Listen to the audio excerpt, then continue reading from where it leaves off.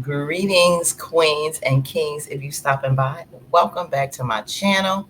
You see my little setup. I'm at work doing what I got to do, but I want to get into here with my family and get into these skits regardless of where I'm at. So, yes, we're going to get in here and talk about what needed to be done with Miss Dawn.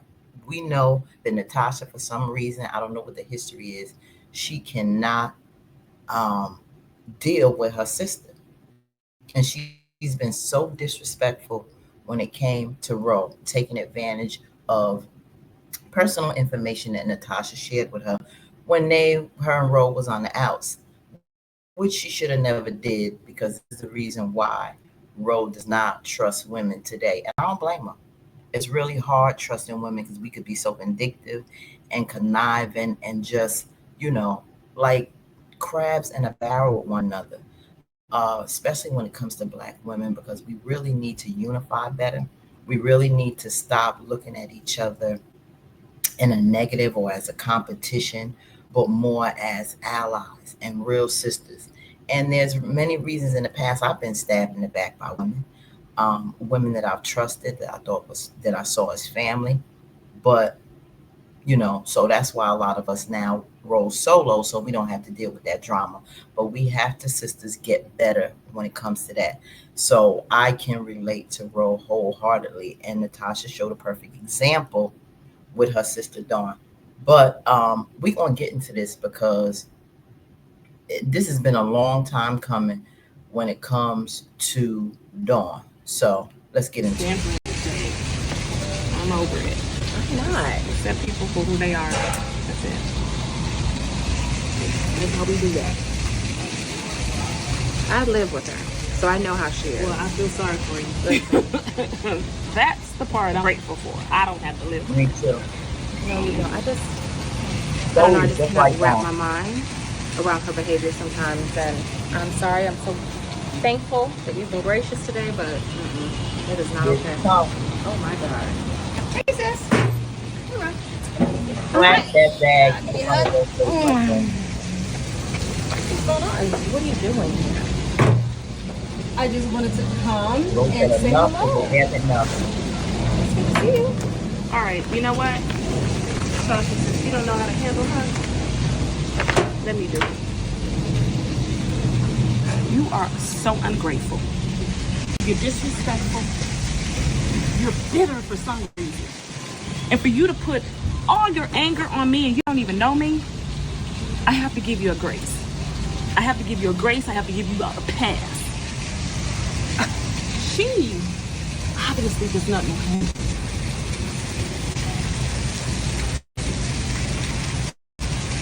But I do.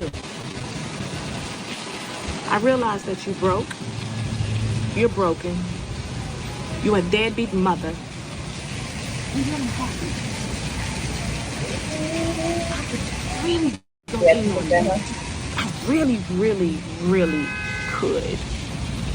But I'm not going to stoop down to your level because of her.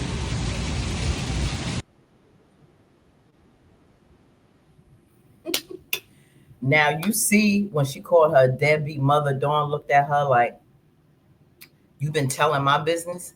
Because just like she confided in her with personal matters of Ro felt comfortable enough to share some personal things regarding her and her lack of being a good mother when it comes to Zoe. Zoe is the way she is because of Dawn. She acts the way she is because she takes advantage of people. She doesn't know how to step up and become a woman and grow up because Dawn hasn't.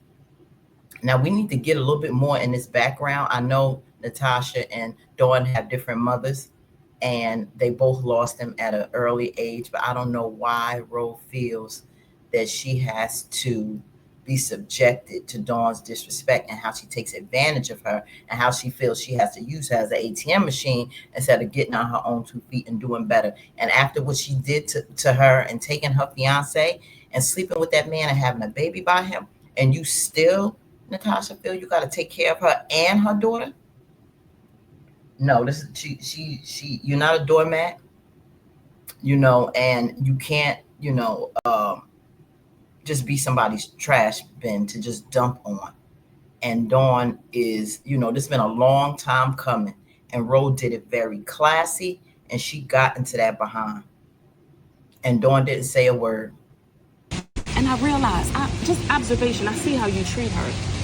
You're so disrespectful. I don't even know how she feels. You feel so entitled. You're bitter. You're angry. You're a beautiful girl, but you're so ugly inside. And because I'm a grown-ass woman, I'm not gonna give you what you expect. I feel so sorry for you, Don. I really do. Even with that my nasty attitude, I know it's the cover up, it's the mask. You're hurting. I'm not gonna hurt you. Let me get into that part. Many of us, and that's really noble and big of Ro, because many of us suffer. We're nasty. We have a horrible disposition. She even complimented her. You're beautiful, but that's only on the outside. On the inside, you're ugly. And Dawn is. She's nasty, nasty, nasty, and she's jealous of her and of Ro and Natasha's newfound sisterhood and friendship. But there's room enough for you too, Dawn. You do not own Natasha, but you've taken advantage and manipulated her with your tears and your pouting like a 12-year-old for far too long. And many of us, as women, are hurt and have a lot of misplaced anger.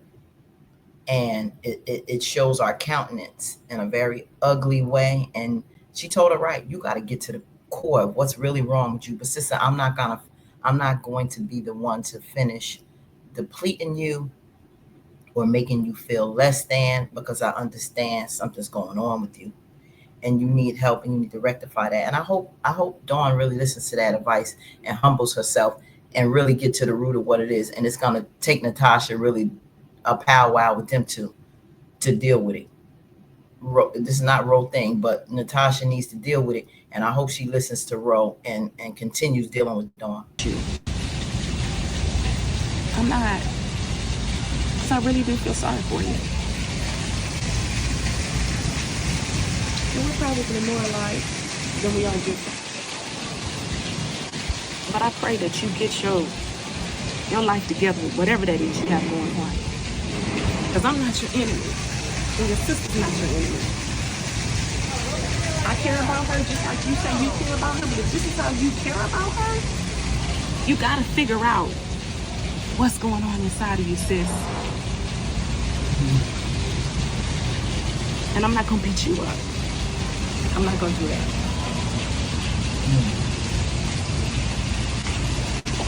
You got to figure out what's wrong with you, because something is not wrong. And you're projecting it on me, but you don't even know that. You're going by what somebody told you.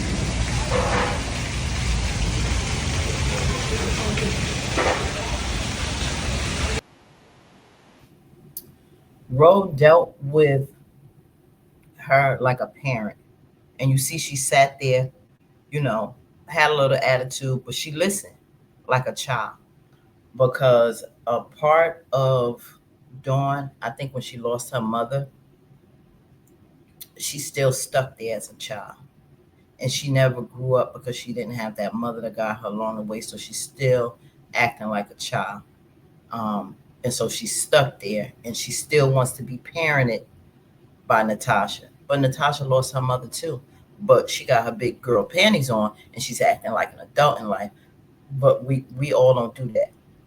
And so there's been a stunt in Dawn's growth, and she didn't know how to mother Zoe. So that's why Zoe continues to act like a child. So it's a cycle.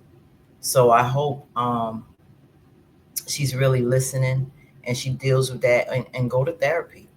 Maybe she'll refer her to her therapist that she's working with and really get a hold of this, because I'm happy that Ro mentioned to her, I'm not going to beat you up, because she see there's some type of pain and anger and stuff that needs to be dealt with Dawn. So I love this conversation. I love the words that Ro had for her. And Dawn, it's time for her to get it together. It really is. And I hope she's on the road to maturity and really taking a hold and dealing with what's bothering with her. But I love that conversation because it was time for Dawn to be checked. So until next time, we're going to get into one of these other scenes soon. Have a blessed day. Stay authentically you and live the life you deserve. Now on to the next.